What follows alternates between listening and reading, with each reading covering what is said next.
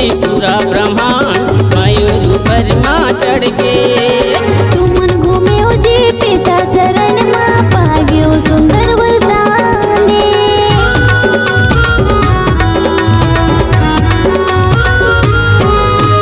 कार्तिक घूमे जी पूरा ब्रह्मांड मयूर पर माँ चढ़ के। तू मन घूम्यो जी पिता चरण मां पाग्यो सुंदर वरदाने।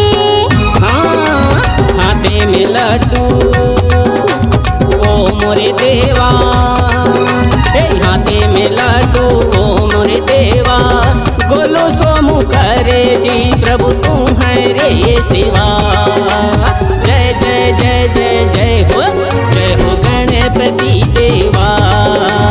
जय जय जय जय जय हो गणपति बप्पा।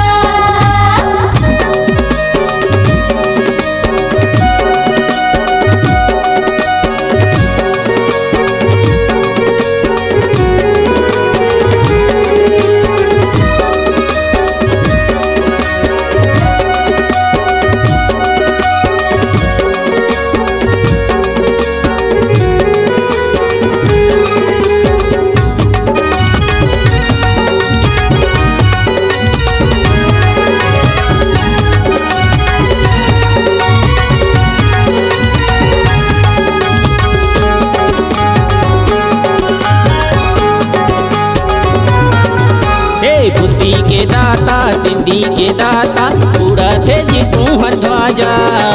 सब नर नारी मंदिर जाके करत जी तुहर पूजा।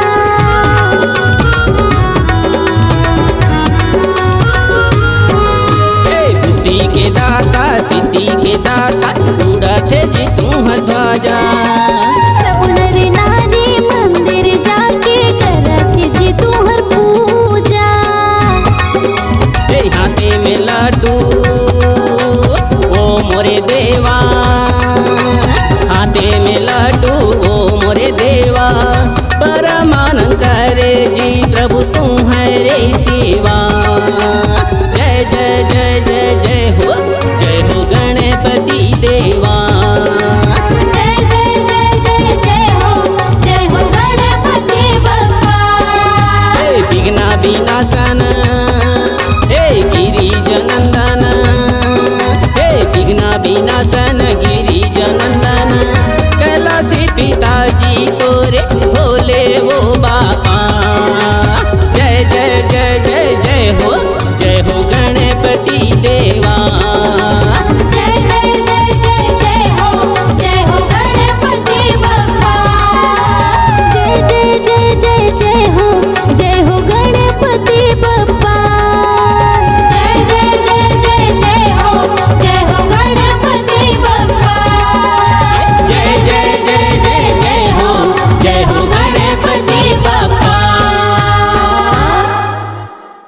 अगर आप अपनी आवाज को एक नया आयाम देना चाहते हैं तो चले आइए मल्टी ट्रैक डिजिटल रिकॉर्डिंग के लिए संपर्क करें HK म्यूजिक कंपनी, कोटा डबरी, चांपा, छत्तीसगढ़।